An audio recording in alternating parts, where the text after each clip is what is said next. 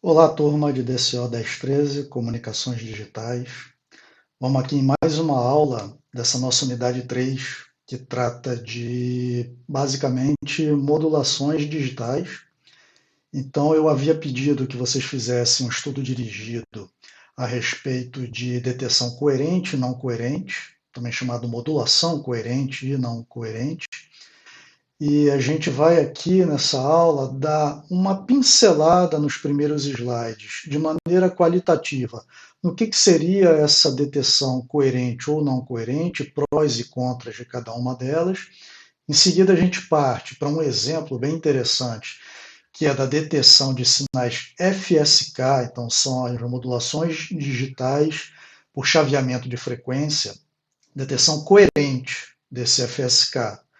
Vai ser interessante porque logo depois, com um passo bem pequeno, sem precisar fazer um novo desenvolvimento, a gente vai ver que aquele desenvolvimento também serve para o PSK, que só existe de forma coerente, a gente também vai entender isso melhor. E, finalmente, esse desenvolvimento do qual eu falei, para o FSK coerente e para o PSK, ele é um desenvolvimento que vai nos fazer chegar até a probabilidade de erro de bit. Novamente aqui, por questões didáticas, a gente está tratando que pulso, símbolo, bit é a mesma coisa, cada símbolo vai estar carregando apenas um bit e esse símbolo é representado por um pulso na linha, ok? Então vamos começar aqui o nosso desenvolvimento.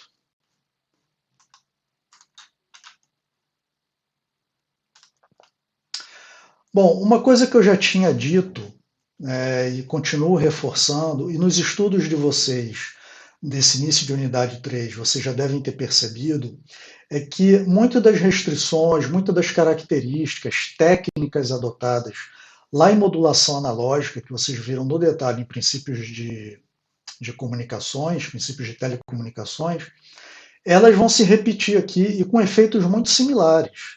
O fato de a gente estar trabalhando agora com sinais modulantes que são digitais tem lá as suas peculiaridades, evidentemente, mas muito daquela teoria e até das restrições que existiam, elas cabem aqui.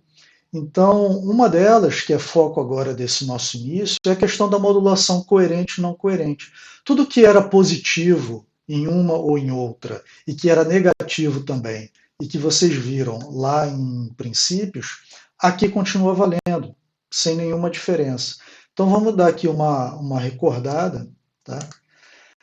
Se a gente pega sinais ASK, né, nossos sinais clássicos, nosso primeiro exemplo, sempre que a gente fala de modulação, tanto lá no mundo analógico como aqui no digital, o ASK é um tipo de modulação interessante que permite que a gente faça a sua detecção lá no receptor de maneira coerente ou de maneira não coerente.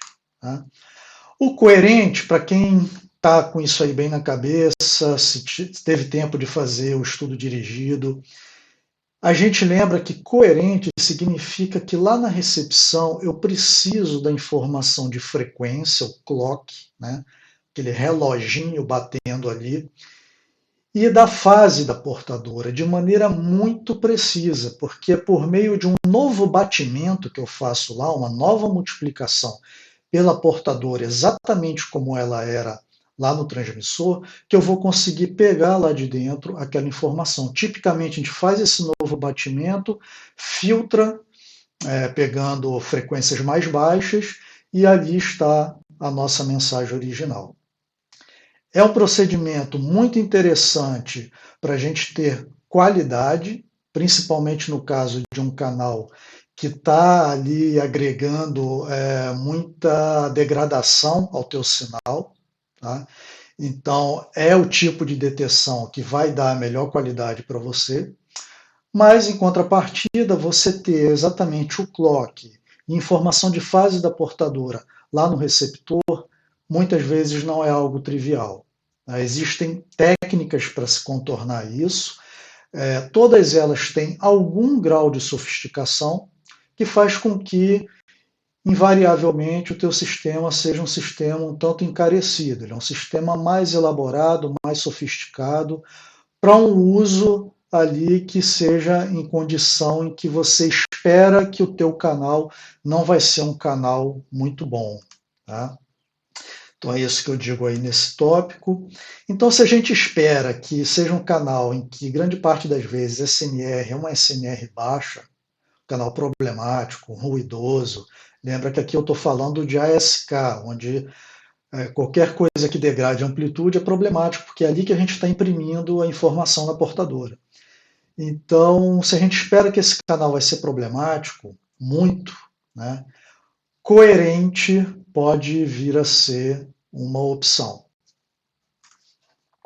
Como é que seria o não coerente? Bom, se o coerente é aquele que precisa de informação de fase, informação de clock da portadora, o não coerente é aquele que não requer informação sobre a portadora. Você não precisa ter uma reprodução dela lá no receptor. Isso é um elemento muito forte de simplificação dos nossos sistemas. Agora, há de ter algum revés por conta disso. E o revés, como vocês já devem ter relembrado, já devem estar imaginando, é na qualidade. O requisito para que a não coerente funcione bem é um canal em boas condições, é um canal menos degradante à tua mensagem que está sendo portada naquela modulação. Tipicamente, a identificação dos símbolos lá no receptor vai ser feita por uma técnica chamada detecção de envoltória, é a técnica clássica para se usar em modulação não coerente. Repare, eu estou dizendo que é a técnica clássica, não são sinônimos. Falar de detecção não coerente não é sinônimo automaticamente de detecção de envoltória. Mas é tão comum que seja por detecção de envoltório que muitas literaturas trazem quase que como expressões intercambiáveis o não coerente e a detecção de envoltória. É a maneira clássica de se fazer, relativamente simples, inclusive, de se fazer. Na prática, a gente vê isso em grande parte dos receptores, por uma questão de custo, de simplicidade. Tá?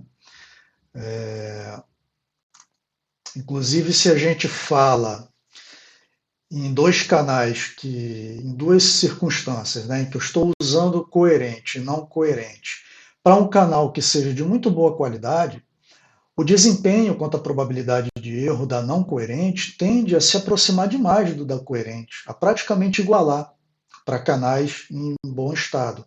Para o nosso EB sobre N0, estão lembrados?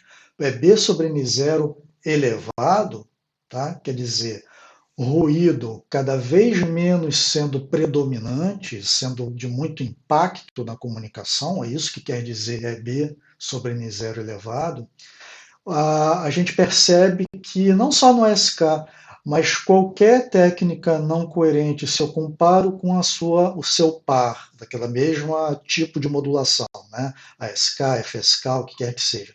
Se eu comparo não coerente com coerente para aquela mesma tipo de modulação, num canal muito bom, com bom EB sub N0, quase que coincidem os gráficos. O não coerente tende a se aproximar muito do coerente. Sinais FSK. Seria interessante a gente lembrar como que a gente pode construir um sinal FSK, foi assunto da aula anterior.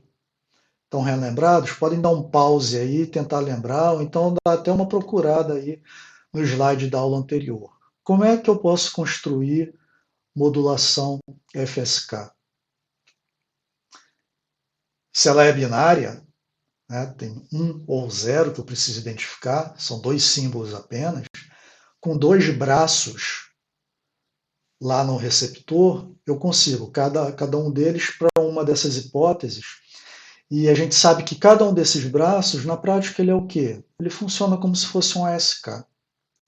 Logo, sistemas FSK podem ser construídos a partir de ASK, é de se esperar também que FSK permita demodulação coerente ou não coerente.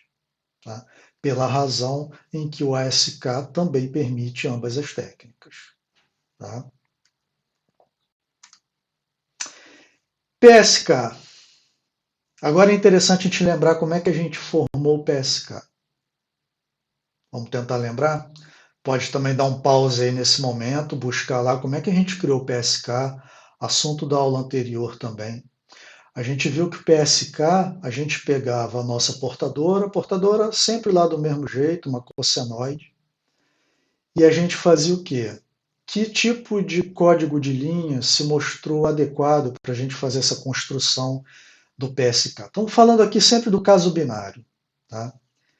Era um código de linha do tipo polar, aquele tipo que tinha mais A ou menos A. Quando eu multiplicava isso pela portadora, tudo se passa que quando eu faço essa transição de mais A para menos A, eu estou fazendo uma inversão na fase desse cosseno de π. Estou multiplicando por menos 1, que é fazer inversão de π. Né? E é ali que está impressa essa alteração de fase que o receptor vai precisar pegar. Agora imagine o seguinte, se a gente quer fazer uma detecção desse PSK por um receptor relativamente simples, barato, que eu quero produzir em larga escala, algo barato. E aí eu penso logo no não coerente. Pensando no não coerente, a estratégia tradicional é pensar na detecção de envoltória. Detecção de envoltória, a gente vai tentar perceber aquele nível de energia ali daquela oscilação e guardar quem é aquela envoltória, aquela coisa que está acontecendo de maneira extremamente rápida, aquela oscilação. Né? Eu não vou fazer a detecção em cima daquela oscilação diretamente. Tá? Seria uma coisa praticamente impossível eu acertar um instante de pico daquilo ali. Não é assim a técnica que a gente faria no não coerente. A gente está pegando aquela oscilação toda, que tem um certo nível de energia, quando eu estou transmitindo o bit 1, ela está presente ali na linha, eu estou fazendo uma detecção dessa envoltória. Né? Eu vou ter uma convolução com aquele filtro de recepção, eu vou ter uma forma de envoltória daquela cossenoide ali, de um comportamento mais em larga escala, que vai construir um pico e depois vai decair. E é nesse pico aí que eu vou fazer a minha amostragem, segundo aquela teoria que a gente já viu de filtro ótimo, de filtro casado. Né? Então, essa é a detecção da envoltória do sinal. Tá? Agora, imagina o seguinte: no caso do PSK, eu sempre vou ter a envoltória. Sempre a cossenoide vai estar na linha. E a detecção de envoltória não é um dispositivo criado para se fazer essa identificação de troca de fase. Um detetor de envoltória não vai perceber isso. Ele está vendo que existe aquela energia oscilando ali e vai pegar aquela envoltória. Se houve uma troca de fase ou não em determinado instante ali, isso não vai ser percebido por um detetor de envoltória. E no caso do PSK, é ali que está contida a informação. Então, o que eu acabei de dizer? A informação está contida numa característica daquela portadora não percebida pela técnica de detecção de envoltória, que é a técnica clássica de demodulação não coerente. Ou seja, vai funcionar isso para o PSK? Não, não vai funcionar para o PSK. A gente diz que haveria uma ambiguidade. Se o PSK estiver transmitindo 1 ou transmitindo 0, o detetor de envoltória vai pegar a mesma coisa, vai dizer que tem energia ali, e não vai saber dizer se aquilo é 1 ou se é 0. Não vai funcionar.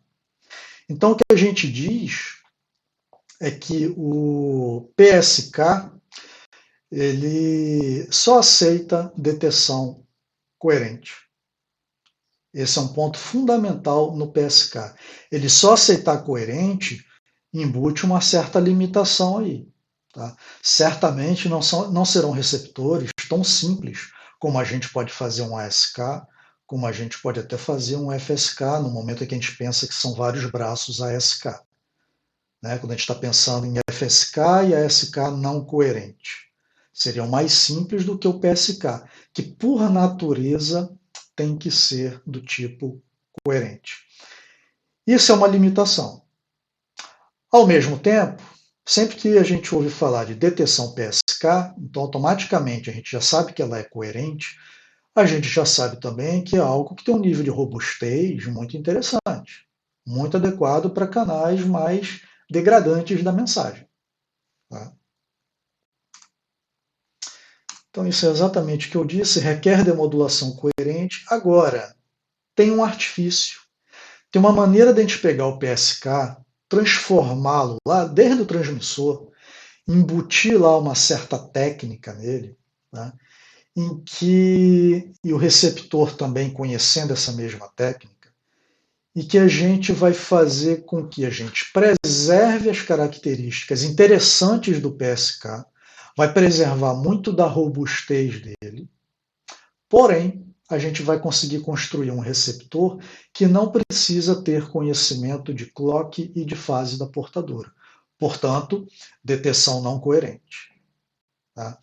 Então, é assunto da nossa próxima aula, um assunto bem interessante, uma técnica muito interessante mesmo, que é a gente pensar no PSK demodulado de maneira não coerente. Tá? Para não confundir, ele ganha um outro nome, ele não é chamado PSK, ele ganha um outro nome, e com esse outro nome a gente sabe que a detecção é do tipo não coerente.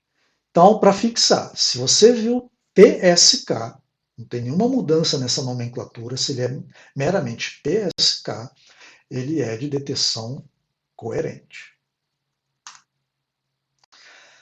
Bom, finalmente vamos para o maior assunto aqui da aula, que é a gente tentar desenvolver probabilidade de erro de bit para FSK, e não é qualquer FSK, o FSK coerente, que é o mais sofisticado, é o mais complexo entre os dois FSKs que a gente pode ter. Tá?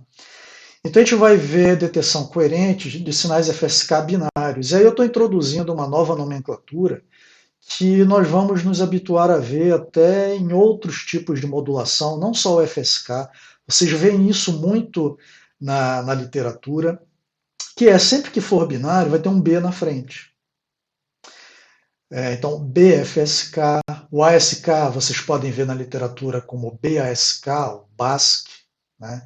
Então, sempre que tiver o B na frente, é que a gente já sabe que a gente vai ter dois tipos de símbolo apenas, carregando um, carregando zero. E para as nossas introduções aqui, para ser didático, é sempre disso daí que a gente vai tratar. É tão usual que esse primeiro tratamento ele seja com os binários, que a gente costuma suprimir o B. Então, até então, né, até nesse momento, eu nunca vinha colocando esse B aí na frente, mas eu sempre vinha dizendo que era binário. E haverá outros momentos que não vai ter o B também na frente. Eu vou continuar chamando de FSK, ASK, PSK. Se não tem o B na frente e não tem nenhuma outra coisa na frente, é binário. Tá? A gente acaba suprimindo o B por economia mesmo de espaço. Então vamos lá, eu peguei um pouco de Reiki, um pouco de Lati, que são os nossos principais livros texto. O desenvolvimento propriamente dito, ele está todo no Reiki. Tá? E uma outra imagem é que eu peguei lá do Lati. Então vamos lá. Agora uma curiosidade, tá? Para a gente entender por que a gente está fazendo esse desenvolvimento. Na prática, FSK coerente ele é de menor uso. A gente consegue encontrar outros mecanismos que ocupem menos banda do que o FSK. Vocês lembrem lá do FM que ele tem um problema de ocupar muita banda. A gente vai chegar numa aula que a gente vai ver isso para o FSK também. E é basicamente do mesmo jeito lá do analógico.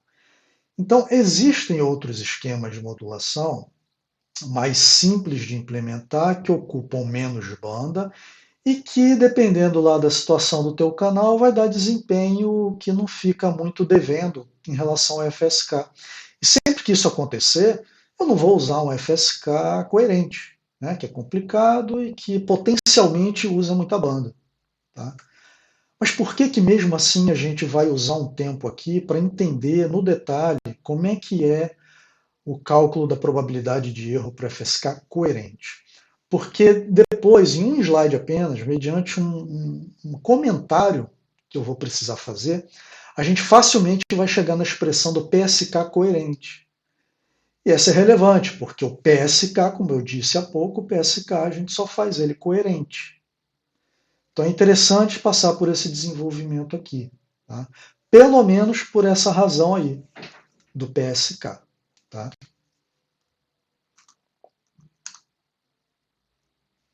Isso é basicamente o que eu falei. Tá? Vamos investigar a solução.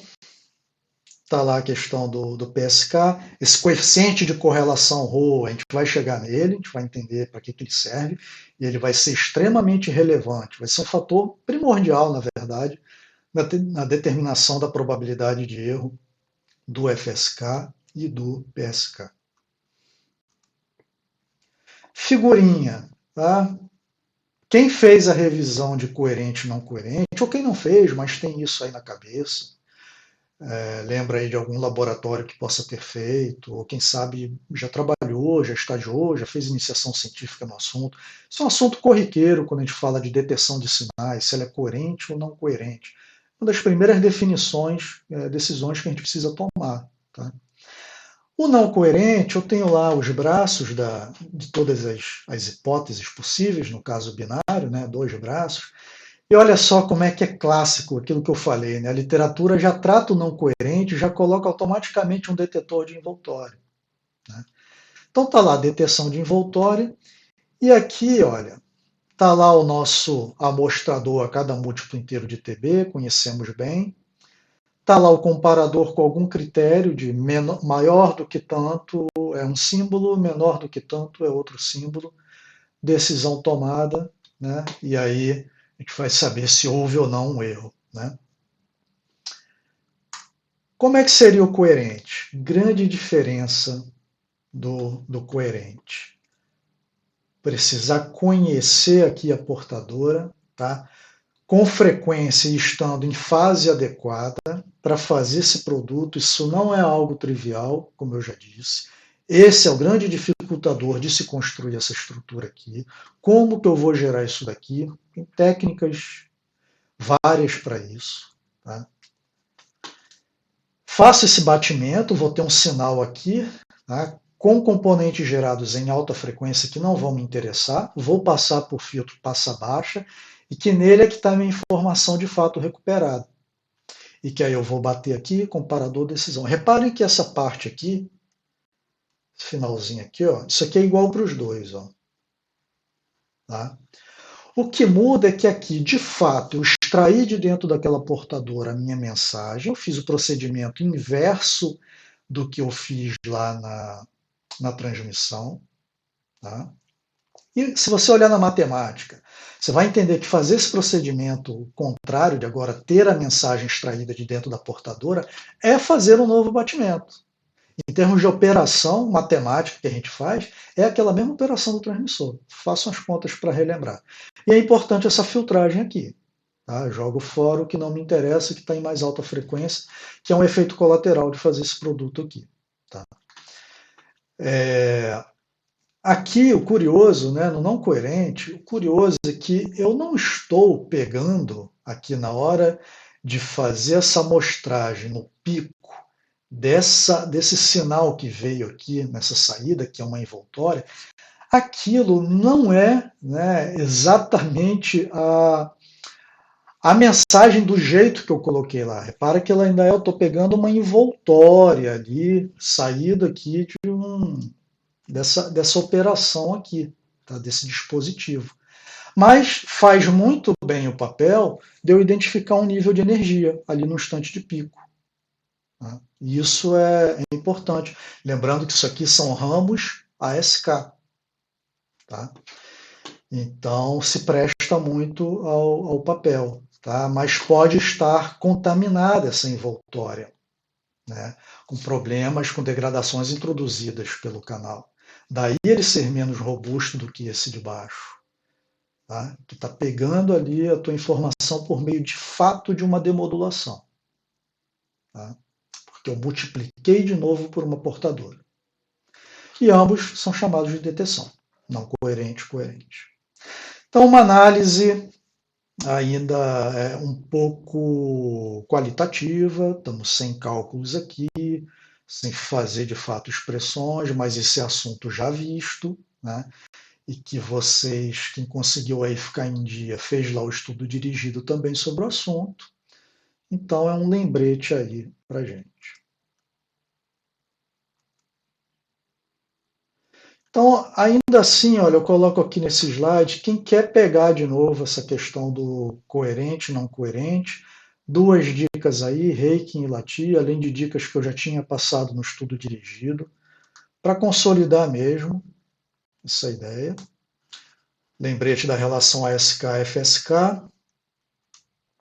E vamos lá, vamos fazer o desenvolvimento, agora vamos entrar na matemática da coisa. Sinais FSK binários, sinais BFSK. Preciso de dois sinais representando cada símbolo. São aqui as duas portadoras, reparem, de mesma amplitude, já que a modulação está acontecendo aqui. Ó. Símbolo 1 vai estar na frequência F1, símbolo 0 vai estar na frequência F0. Pronto, temos como representar os dois símbolos. Agora vamos aqui entender uma coisa. Ambas as frequências F0 e F1 são muito grandes em relação à frequência de ocorrência lá dos símbolos, 1 sobre TB. Tá? São ordens de grandeza, na verdade, maiores. Lembra que a gente está falando daquela frequência que vai levar a gente para uma parte muito alta lá do espectro. Ao passo que aquela oscilação que está acontecendo em banda base, né, dos símbolos, que eu estou chamando ali de 1 sobre TB, ela é muito, mas muito menor, ordem de grandeza menor do que F0 e F1. Já F0 e F1, comparação entre si, a distinção entre elas não é de ordem de grandeza. Se uma está ali na faixa de megahertz, a outra também estará na faixa de megahertz, com certo espaçamento, conveniente. A gente vai mais adiante falar desse espaçamento, extremamente importante em esquemas FSK. Mas o fato é que elas entre si estão ali da mesma ordem de grandeza, espaçamento conveniente, mas em comparação com a oscilação do sinal banda base sendo modulado, é muito, muito superior. Isso é importante para a gente entender o seguinte: quando a gente fala da energia do sinal S0, tá ela aqui, energia do S1, a gente sabe que são grandezas cossenoidais, isso vai guardar uma dependência com a frequência de oscilação. Mas, considerando isso que eu acabei de dizer, essa relação entre elas, e principalmente essa relação delas com a oscilação lá do sinal banda base, a gente vai poder igualar essas energias aí, a gente não está cometendo erro significativo ao fazer isso. Tá? Isso vai nos ajudar demais poder tratar que ambos estão carregando a mesma quantidade de energia, energia de bit, já que nesse caso a energia do símbolo, né, do pulso, é igual a do bit, já tivemos essa conversa muito importante lá na unidade 2. Tá? Então isso daqui para a gente é uma verdade.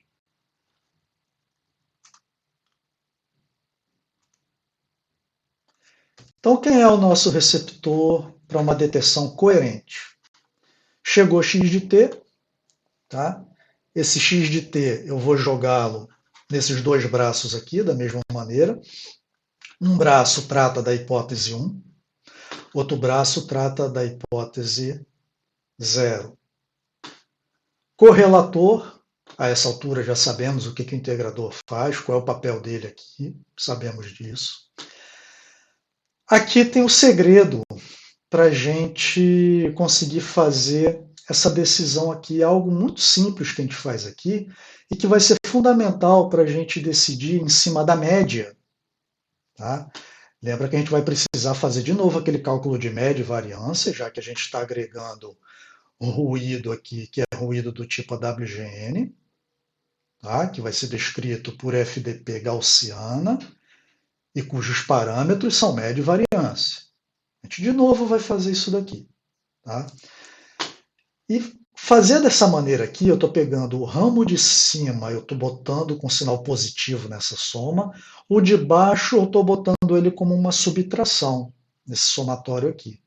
E vai gerar uma variável aleatória L, que vai passar pela decisão. Tá? Eu vou olhar a média dela, tá? Se ela está acima de algum critério, que eu já estou dizendo aqui, é 0 esse critério.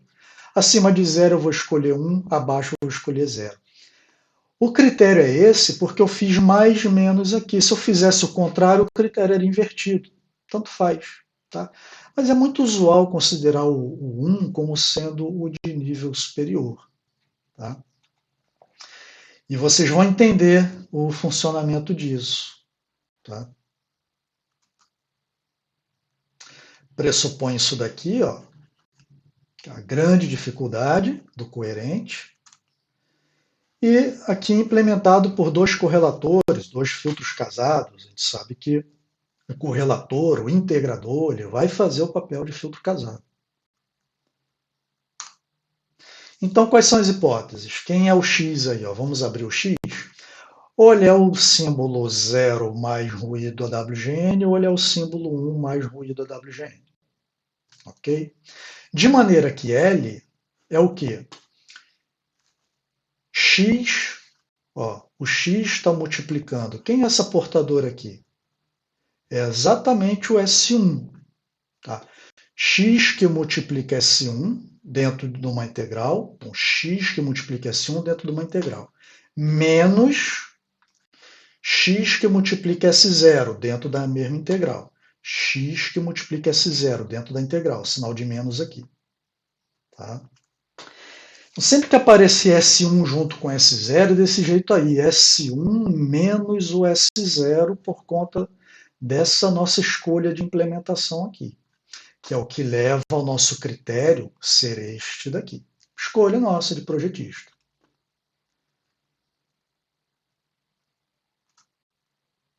Quem quiser lembrar o correlator, já vimos, já fizeram exercício sobre isso. Os que quiser relembrar. Vamos trabalhar com a hipótese H1? Vamos carregá-la até o final? Então, se eu tenho H1, como é que surge esse L aí? Muito simples. Eu pego onde tem X, eu troco por S1 mais W. Então, vamos lá ver, olha. S1 mais W, que multiplica o colchete. Tá? Vou poder aplicar distributiva aí. Tá? Então, S1 mais W vezes esse colchete aqui. Então, uma integral com S1 vezes o colchete, outra integral com o W vezes o colchete. Temos isso aqui. Bom, essa é a nossa variável aleatória de interesse, né? Que está contaminada com ruído e que, portanto, sem dúvida nenhuma, esta coisa é uma variável aleatória, com as características disso daqui, porque todo o resto é determinístico aqui. Tá? Em cada instante de tempo eu sei precisamente quem é S0, quem é S1. Não sei quem é W de T. Daí a necessidade, que a gente já vem usando desde a unidade 2, de se trabalhar com algum parâmetro que seja um parâmetro probabilístico, para retratar qualquer coisa contaminada por isso aqui. O valor médio dela depende do fato de ter sido transmitido 1 ou 0. Claro, né? Aqui a gente transmitiu 1. Como é que eu posso calcular essa média aí? Antes de ver essa parte eu vou puxar um desenvolvimento para a gente entender isso aqui. Tá? Surgiram dois parâmetros aqui que não estavam presentes. Mas chegar aqui dá para a gente entender. Vamos calcular a média disso. Então, é o operador esperança, né? Valor médio, aplicado a essa soma aqui dessas duas integrais. Como que fica isso? Instante bom para a gente dar um pause e dar uma pensada aí. Bom, como que é? Aqui eu tenho esses sinais determinísticos, né? Resultado aqui sempre será um determinado número conhecido, tá? Acabei de falar sobre isso. Aqui não, por conta disso daqui, tá? Que eu não sei, eu não tenho uma expressão para escrever isso, é algo aleatório, tá? De maneira, agora ele é aleatório, ele é o único elemento aleatório aqui. Agora a gente sabe a média dele, quanto é que é do WGN, média 0, PSDN 0/2. Estamos todos lembrados disso, tá? De maneira que ao pegar esta coisa, com essa média 0, multiplicar por esse colchete aqui, determinístico, que vai dar um determinado número, tá? Para qualquer valor de t que seja, dentro desse cálculo que eu estou fazendo de 0 até tb. Tá? Isso não vai alterar essa característica de média aqui desse cara, que é 0. Tá? De forma que aplicar média a isso tudo aqui, seria fazer o quê? Lembrando que isso aqui é de 0 até b, tá? No meu intervalo ali de observação, dentro de um símbolo. Se eu aplico média a isso tudo daqui, vai embora essa, que é 0 por conta deste cara. E fica a média disso, que por ser um resultado determinístico, um número que isso aqui vai dar, tá? Média desse número, é ele próprio. Então a média sobrou essa primeira parcela aqui. Então, valor esperado da variável aleatória L, dado que a hipótese é H1. É a primeira parcela. Agora, o que não está claro é como é que desta coisa a gente vem para cá. Então, o desenvolvimento que eu vou abrir agora, a gente vai entender. Surgiram aqui dois elementos que a gente vai carregar até o fim do desenvolvimento, que são elementos que o projetista de um esquema de modulação, de um receptor desse, detecção FSK coerente, precisa ter na cabeça. EB, que a essa altura vocês já sabem que é um parâmetro fundamental para o projetista, diz respeito ao meu gasto de energia para representar um bit.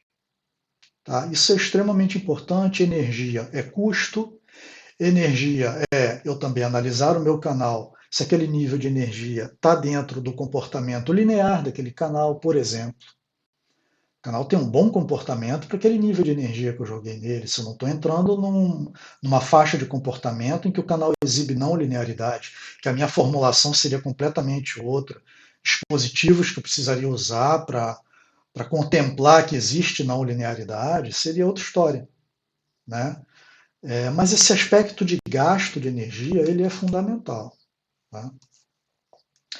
E o ρ, que no slide ali para trás eu falei muito rapidamente, chamado coeficiente de correlação, vocês ainda não têm ideia do que seja isso, mas que vai ficar claro e a gente vai entender nessa aula e mais uma ou duas para frente, o quão importante é a escolha dele. A escolha a gente até já dá para entender hoje, mas as maneiras da gente escolher um rho adequado. Tá? Então vamos ver, antes de chegar na conclusão aqui, tá? Como é que eu tenho essa definição de ρ? Tá? A gente vai, primeiro de tudo, dado que o ρ é definido dessa maneira, que a gente ainda não sabe por que é assim, como é que eu chego aqui? Tá? E depois vamos procurar entender qual é a representatividade desse ρ, por que ele está sendo definido dessa maneira. Então, repare que ele é essa integral, esse numerador aqui é uma correlação acontecendo entre S0 e S1.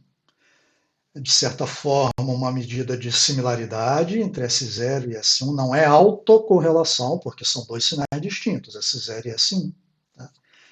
Aqui no denominador eu tenho essa conta de energia de S0, energia de S1, que a gente já sabe que ambas são EB. Então vai ter EB vezes EB, e eu tomo a raiz disso. Ou seja, vai dar EB. Tá? Então, de maneira que o ρ ele é 1 sobre EB, que multiplica essa integral aqui. Talvez ainda não esteja claro para grande parte de vocês a significância disso daí. Ainda vamos entender. Mas vamos primeiro olhar como é que, uma vez que eu defina que o ρ é isso, como é que então isso daqui é verdade? Vamos ver se a gente entende um desenvolvimento aqui.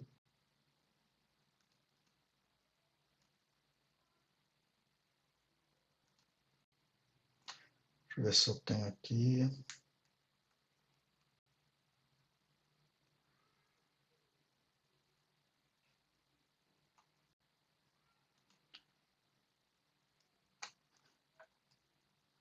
Ok, olha só. Aquele desenvolvimento que a gente vai pegar já já, que eu fiz, é o seguinte. Ó. Vamos olhar essa média aqui de L, dado que a hipótese é H1. É a integral de S1 ao quadrado, dt, menos a integral de S1, S0 dt. Ok? É daqui que a gente vai começar aquele desenvolvimento lá. Então, a integral de S1 quadrado dt menos a integral de S1, S0 dt, isso é o valor esperado de L dado H1. Pessoal, desculpem aí a letra, é minha letra, e vamos lá. Isso daqui a gente já sabe que é energia de bit, então vamos trocar por EB menos esta coisa, tá? E o ρ, vamos usar essa definição aí, que nos foi imposta. Tá lá, copia exatamente quem é o ρ, tá aqui os EBs. Então isso faz com que o ρ seja desse jeito, estava lá no slide anterior. Olha quem é essa integral aqui, olha ela aqui. Né? Essa integral, por essa definição de ρ, essa integral ela é a mesma coisa que ρ que multiplica EB. Certo? Então tá lá. Então, essa integral que eu tinha aqui, eu posso trocá-la por ρ vezes EB. Muito simples. Então, esse valor esperado aqui é EB menos essa coisa aqui, que é ρ vezes EB. Então, é daí que vem essa história de que a média é EB que multiplica 1 menos ρ. Então, aí está entendido, tá? Como é que esta coisa aqui virou isso aqui simplificado. Tá?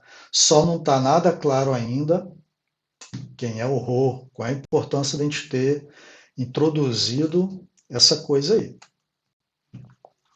Então, não tem jeito, vamos analisar aqui o que ele significa. Né?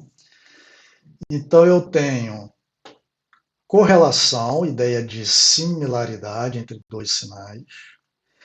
E eu tenho aqui, o que eu construí aqui embaixo? Na verdade, é um ponderador aqui, tá? É uma normalização, até melhor dizendo, pela energia de bit. Por que estamos normalizando pela energia de bit? Vamos olhar para o numerador, que é onde está a informação fundamental. Esse daqui é o mero normalizador. O que de fato está caracterizando fundamentalmente qual é o significado do ρ e a importância dele para a gente é essa integral aqui. Ora, qual é a situação em que eu tenho a máxima similaridade entre S0 e S1? Vamos bem no extremo mesmo. Quando é que S0 é o mais igual possível, vamos dizer assim, do que S1? O S0 é mais igual possível a S1 quando ele é S1. Né? Quando S0 é igual a S1.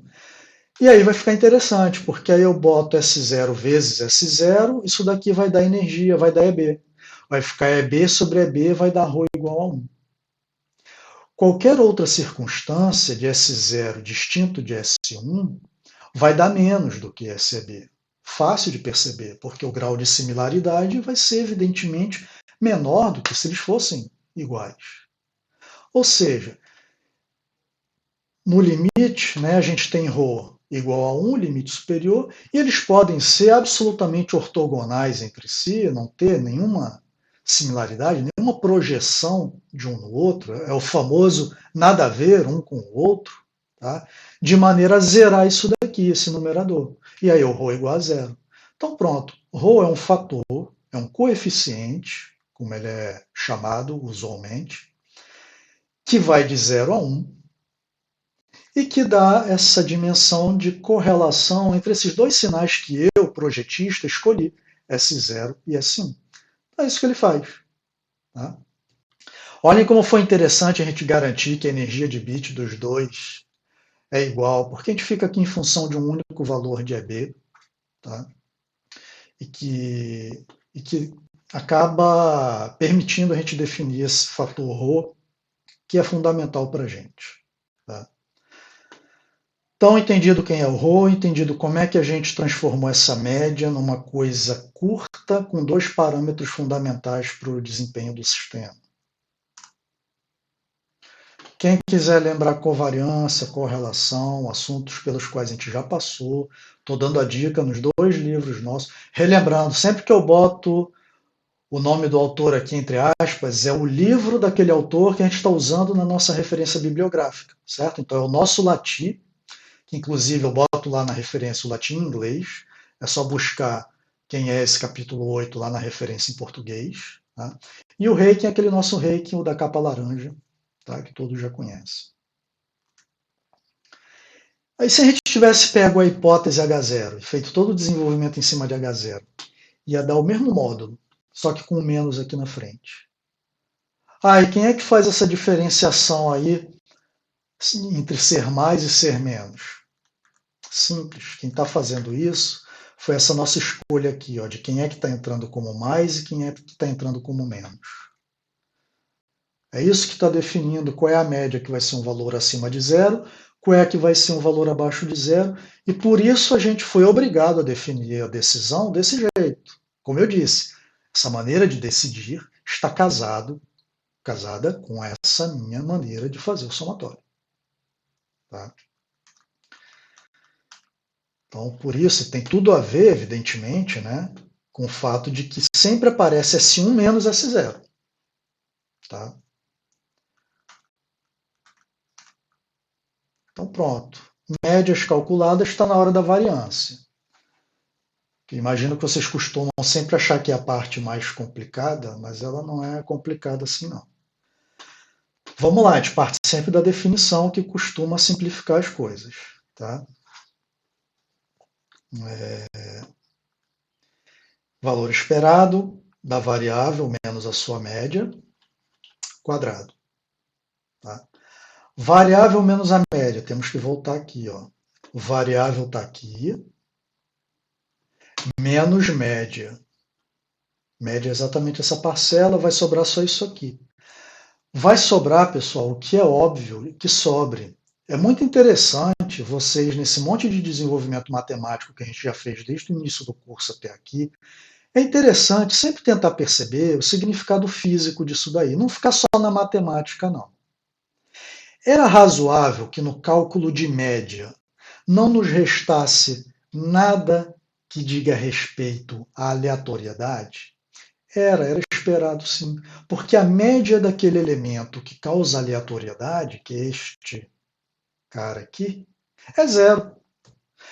Então lembra lá na unidade 2, quando a gente estava calculando probabilidade de erro para o código de linha do tipo polar, e que a gente viu que a média era quem? A média era exatamente o valor daquele símbolo que foi transmitido. Então a média ela era ou mais A na hipótese 1, ou ela era menos A na hipótese 0. Claro, só sobra o determinístico. Quando aquilo que é aleatório que você está jogando em cima tem média zero, não está atrapalhando em nada, não está modificando nada. Tá? Então é legal ter essas coisas na cabeça. Agora, quando eu falo de variância, né, a variância ela dá aquela ideia da dispersão dos valores daquela variável aleatória no entorno da média. Estão mais dispersas, estão mais concentradas no entorno da média. Como que está isso daí? Ora, aí a gente lembra. Quem é que está causando dispersão? O elemento aleatório. Só ele. Todo o restante determinístico. Se não tivesse o ruído na linha, fosse só o canal transmitindo aquela mensagem com um mero fator de escala, que a gente pode entender como atenuação do canal, igual para toda a faixa, não teria oscilação nenhuma. Ou estaria um nível para cima ou estaria um nível para baixo. Se há uma dispersão de valores, e isso a gente dá esse nome de variância, isso é devido ao WGN. Então, o lugar dele aparecer é aí, e não no cálculo da média. Tá? Então, é muito razoável que a conta agora apareça o W. Então, a gente ficou, finalmente, ó, relembrando, vamos calcular valor esperado, então, disso daqui quadrado. Então, integral quadrado, a gente já sabe daquele artifício, né? A gente vai inventar uma nova variável livre aqui, que também é tempo. Geralmente a literatura usa U, então a gente tinha o T, vai ter agora um DU também. Então vai ter um ômega U, S1U, S0U. Tá lá. Ó. Então é o W vezes W, que é ele quadrado, e os dois colchetes aqui para fazer o quadrado também, então virou integral dupla, dTdu. Tá? O operador esperança pode ser levado para dentro da integral. Né? Então, a esperança da integral é a integral da esperança. Quando eu levo lá para dentro, acontece uma coisa muito interessante. Toda essa parte aqui, que vai dar um número, a gente já teve essa discussão, tá? Média aplicada a isso, né? Vai ser isso aqui mesmo. Tá? Média aplicada a esse produto, já vimos isso na unidade 2, já precisamos trabalhar com isso. valor esperado dessa coisa aqui é autocorrelação. E aqui autocorrelação que é de alguém muito especial, do ruído branco, que a gente dá esse nome, é o R grande, W, né, TU, tá?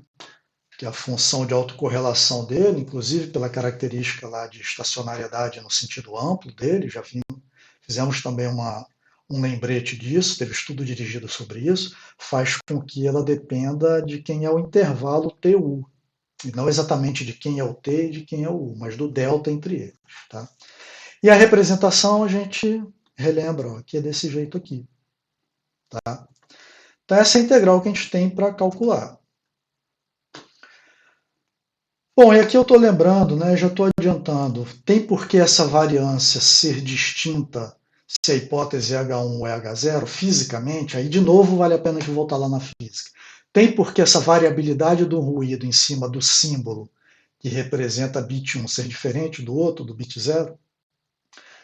Né? Essa diferença entre os símbolos é a frequência. Um oscila com F1, outro oscila com F0.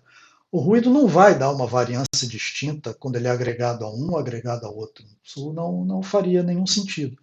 Então, assim como a gente já fez na unidade 2, cálculo da variância, a gente calcula só para uma das hipóteses. E é claro que ela vai valer para outra também. Isso facilita a vida também. Então vamos lá, lembrando quem é a autocorrelação de ruído branco, ela é isso. Ela é a PSD dele que multiplica por essa delta deslocada. Esse deslocamento é dado pelo intervalo onde eu estou calculando a autocorrelação.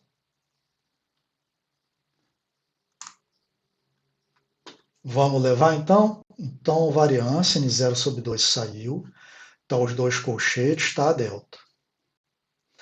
Agora, olha, uma delta deslocada aqui. Tá?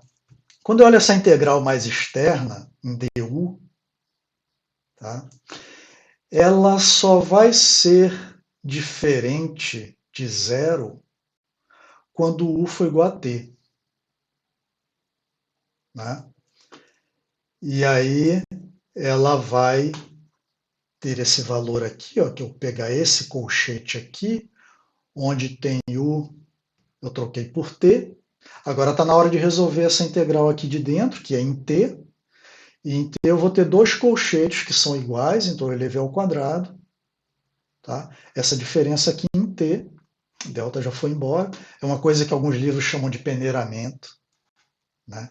Tem toda uma faixa ali de 0 a TB, mas se eu passo ali na peneira, só vai sair ali num determinado instante de tempo, todo o restante zerou. Tá? Então eu tenho esta coisa, multiplicando por n0 sobre 2. Vamos fazer esse desenvolvimento aqui, que eu acho que eu tenho ele aqui também.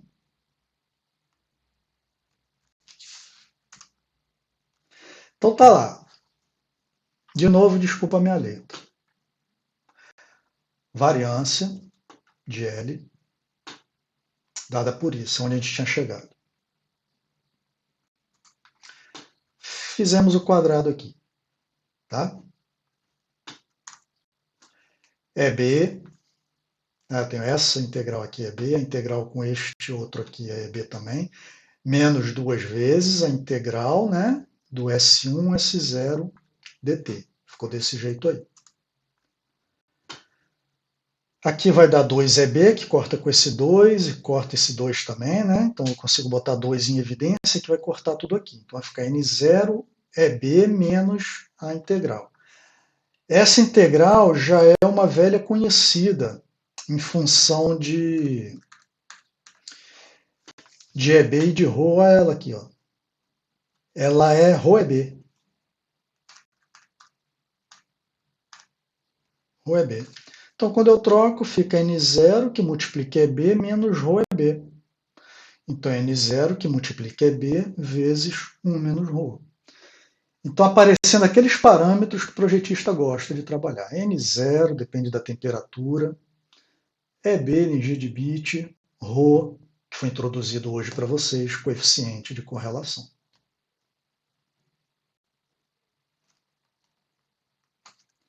N0 é B, 1 menos Rho.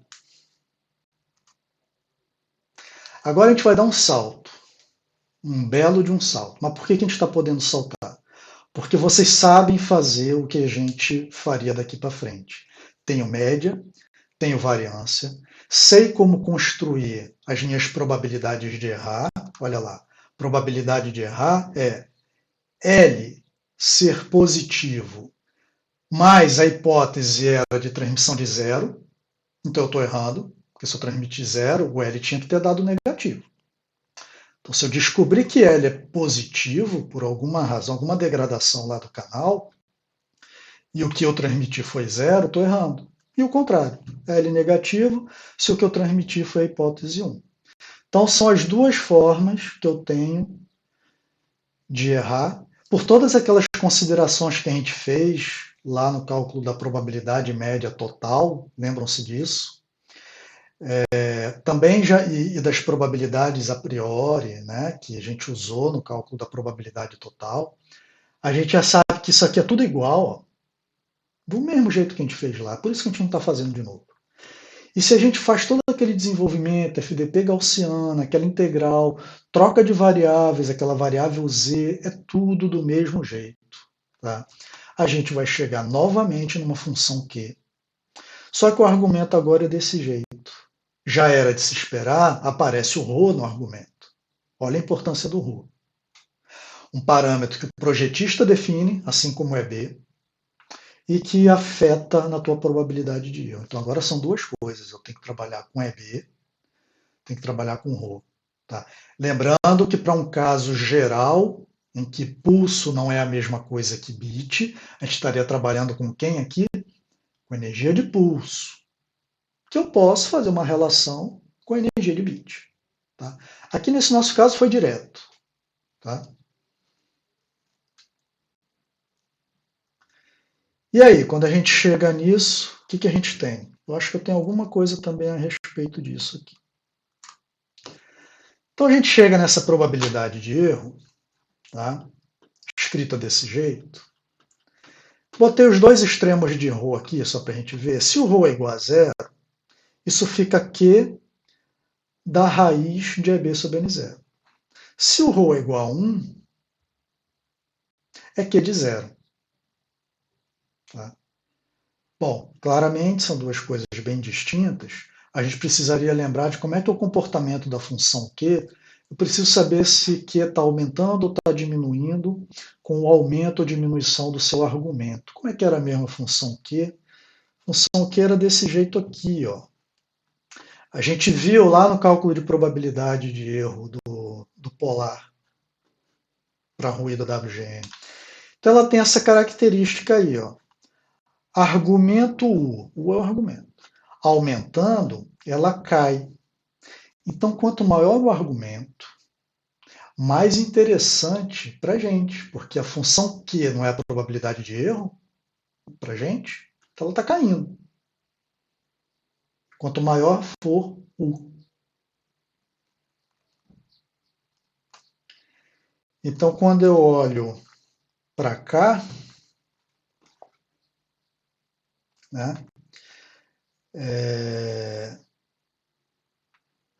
obter os maiores valores possíveis do argumento é interessante. E quando eu olho para isso daqui, seria o ρ se aproximando de zero. Quanto mais baixo for o ρ, maior é esse parênteses aqui, que está nesse numerador aqui, que vai fazer o argumento ser maior, que vai fazer Q ser menor. É isso que eu busco. Ou seja, estou adiantando uma coisa que a gente ainda vai ter a chance de ver mais vezes. Mas o ρ igual a zero tende a ser a minha melhor escolha. Tá? Voltar aqui. O que fisicamente significa ρ igual a zero? Se eu vou lá na expressão do ρ, vale a pena voltar nela aqui.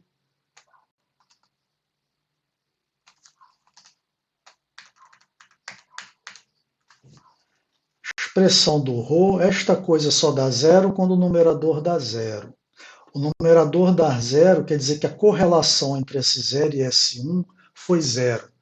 Não há correlação, são sinais descorrelatados. Um não tem nada a ver com o outro, a gente diz que não há projeção de um no outro. Ortogonalidade, tá? Representação gráfica mesmo. Um está acontecendo aqui, o outro está acontecendo aqui. Um não se projeta em cima do outro. Então é isso. Como escolher duas cossenoides que têm essa característica? É trivial isso? Não é trivial isso? É um assunto que a gente ainda vai falar um pouquinho daqui a uma ou duas aulas. Então deixa eu voltar onde a gente estava. Então é isso, escolha ρ igual a zero. É o melhor valor de que eu posso ter? Que raiz de EB sobre N0. Tá? Esse valor de Q sendo raiz de EB sobre N0 nos remete a alguma coisa? Nos lembra alguma coisa? Já obtivemos algum valor desse aqui na história do nosso curso? Já tivemos isso? Hora para dar um pause aí e dar uma relembrada. Então, tendo dado ou não um pause, sim, a gente obteve isso. Não foi em sala de aula. Em sala de aula, a gente fez, lá em banda base, para o código polar, mais A menos A. Dava Q da raiz de 2EB sobre N0. Aí eu pedi na lista de exercício e pedi na prova de novo, né, exatamente a mesma coisa da lista, para o código on-off, certo? E o resultado é exatamente esse. Aí a gente vai relembrar. FSK eu posso construir por braços que são ASK. Qual é a forma clássica de a gente implementar o ASK?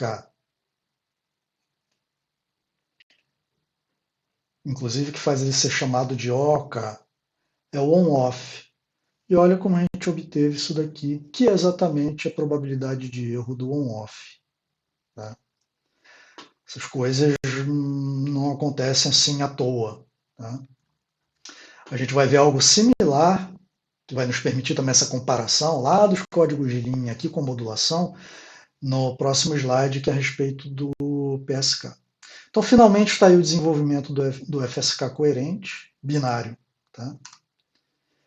E aí, finalmente, a gente consegue, com um passo muito simples, mas que requer uma compreensão aqui na figurinha, fazer o PSK com detecção coerente, tá? Que é o que se tem que fazer no PSK coerente.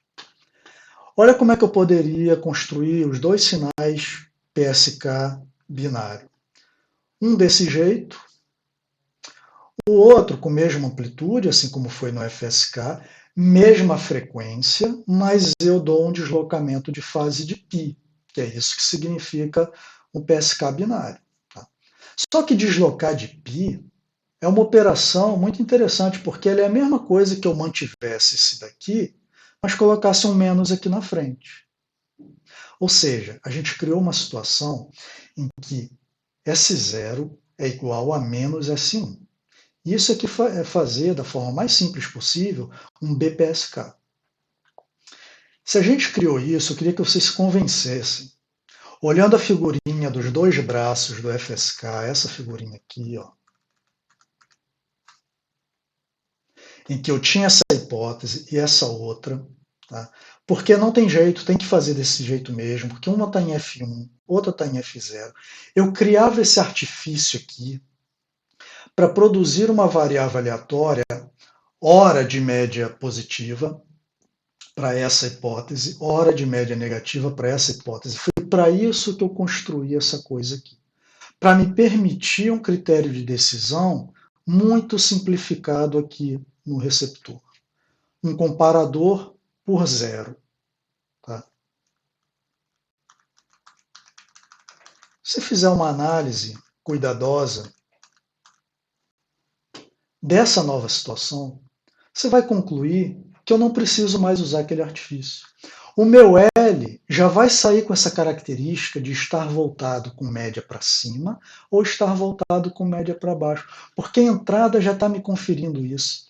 O que está chegando aqui, de ser mais ou de ser menos, né, quando multiplicada por portadora aqui, que é sempre desse jeito aqui, ela vai ser sempre o ômega t mais zero, ela é sempre desse jeito. Quando se multiplica ou por uma que é do mesmo jeito, ou por uma que é π de deslocamento, já vai me promover a média do jeito que eu quero para comparar. Não preciso botar dois braços aqui, não. Então, olha como ele é interessante, que ele é um dispositivo que eu construo só com um daqueles braços e ele já vai funcionar. Tá? Agora, isso é uma situação muito peculiar. Então, eu disse que S0 é menos S1. Bota isso lá na continha lá do ρ, aquela razão lá que define o ρ, para você ver uma situação muito peculiar do ρ que não estava nas nossas previsões iniciais. O ρ era de 0 a 1. Acabamos de inventar um ρ que vale menos 1. Pessoal, isso daqui é um caso muito peculiar de ρ, que não corresponde àquela situação em que a gente está analisando FSK, similaridade entre S0 e S1, as várias escolhas que eu posso fazer. A gente ali nunca vai recair num caso desse, que é um caso peculiar, que significa que eu estou trabalhando com PSK coerente. É isso que significa. Tá? Uma variação de fase que vai produzir isso daqui, ρ igual a menos 1. Tá? Que significa que esses sinais têm uma natureza que a gente chama de antipodal, eles são antípodas, né? Essa inversão entre eles. Aquele mais A e menos A que a gente estava trabalhando, a gente já pode chamar assim também, que eu nunca usei essa nomenclatura. Aqui ele é muito usada. Tá? Então é o ρ menos 1, peculiar aqui dessa situação. Tá? E aí vamos ver. Se fosse fazer o desenvolvimento, tá? Não tem qualquer razão para que isso seja diferente daquele mesmo PE que a gente obteve no FSK. É aquela mesma expressão, igualzinho, do mesmo jeito. Todas as probabilidades que a gente vai obter aqui é tudo do mesmo jeito. Tudo se passa como se fosse um braço daquele lá. Tá? Então tá lá ela aqui. Ó. Só que agora, ρ é menos 1. Ρ menos 1 vai dar isso. Que também é um velho conhecido. Que é a mesma probabilidade de erro quando a gente fez do código de linha polar, aquele que excursiona mais A e menos A.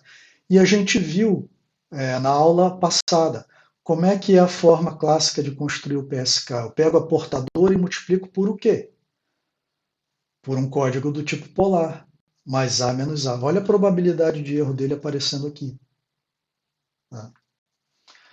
Depois de todo o processo de demodulação coerente, onde eu obtive de volta aquela minha informação banda base. Tá? Tá aqui a probabilidade de errar.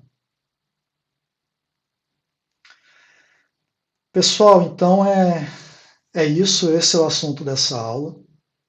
Espero que tenha sido de uma maneira clara o suficiente para que seja compreendida, possivelmente não da primeira vez, mas fica o vídeo aí para ser assistido quantas vezes forem necessárias. Teremos nosso encontro síncrono, que já está próximo, para a gente debater qualquer dúvida que ainda exista.